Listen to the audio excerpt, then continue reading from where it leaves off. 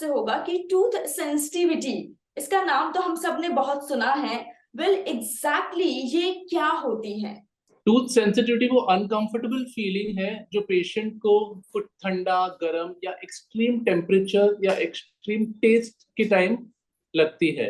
एक चमक जैसे बैठती है, जैसे कभी पैरों में मोच आती है बोलते हैं, बिल्कुल वैसे ही दांत में सेंसिटिविटी प्रॉब्लम होता है कि कुछ भी ठंडा खाया या गर्म ले लिया या मीठा खाया या खट्टा खाया तो एकदम से चमक बैठती है। ओके, सो क्या डॉक्टर इसको हम दांतों में जो झनझनाहट होती है वो भी कह सकते हैं?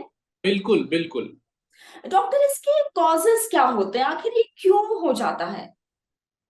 देखिए, सेंसिटिविटी के बहुत सारे रीजंस है। एक तो फॉल्टी ब्रशिंग है। ब्रशिंग एकदम जोरों से कि हम लोग फोर्स अप्लाई करेंगे तो दांत एकदम सफेद हो जाएंगे, फॉल्टी ब्रशिंग।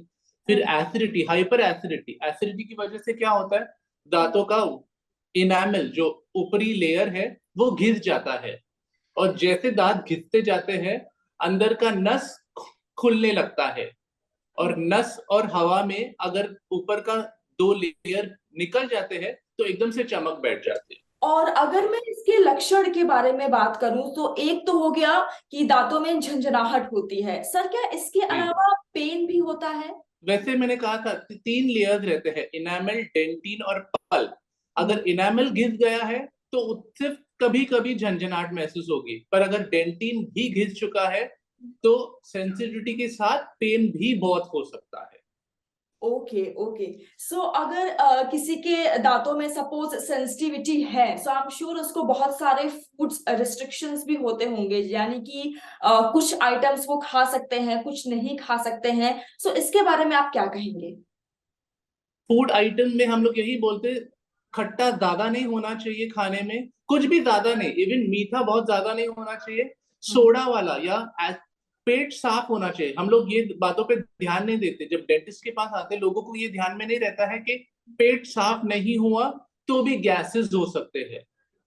तो राइट। गैसेस कैसे, या तो हम लोग पास आउट करेंगे या मुंह की तरफ, मुंह से बाहर आएंगे। मुंह से बाहर आएंगे तो दांतों पे तो असर होना ही है, तो वापस घिसाई होगी दांतों की, सेंसिटिविटी बढ़ जाएगी। ओके, और अगर मैं आपसे पूछूं बिल्कुल बेसिक कि इसका कोर्स ऑफ ट्रीटमेंट कैसे होता है, तो आप अगर आपने नोटिस किया स्टार्टिंग में ठंडा पानी या एसी में भी गए और ऐसे लगे कि कभी कभार दांत झंझनाहट होती है एसी में बैठे, तो फिर डिसेंसिटाइजिंग टूथपेस्ट से चालू कर सकते हैं।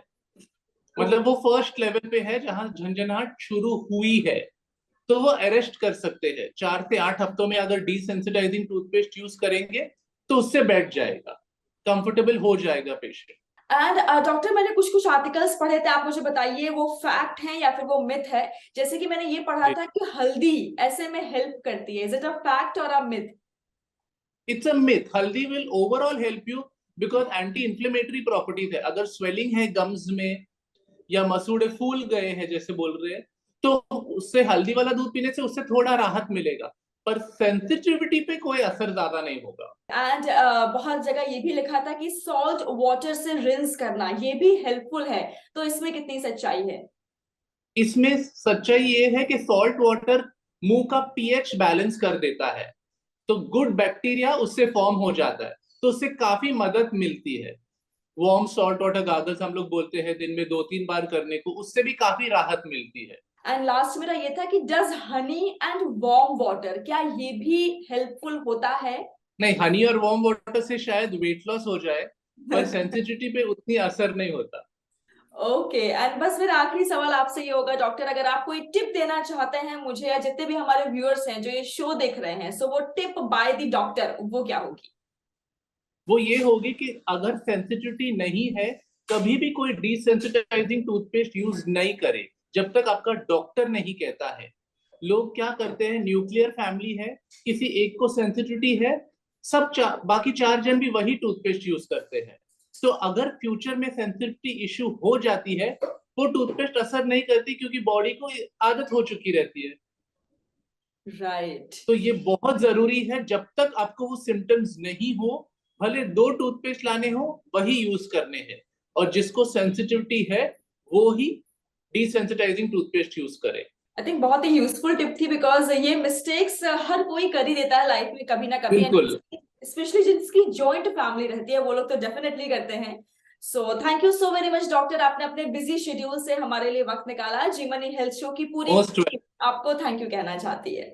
Thank you so much for having me. So ये थे हमारे साथ डॉक्टर्स जिन्होंने बहुत अच्छी तरीके से हमें बताया कि टूथ सेंसिटिविटी क्या होती है, क्या उसके कॉजेज हैं, क्या उसके सिम्टम्स हैं। अगर आपके मन में कोई सवाल है तो आप मुझे कमेंट सेक्शन में लिख सकते हैं।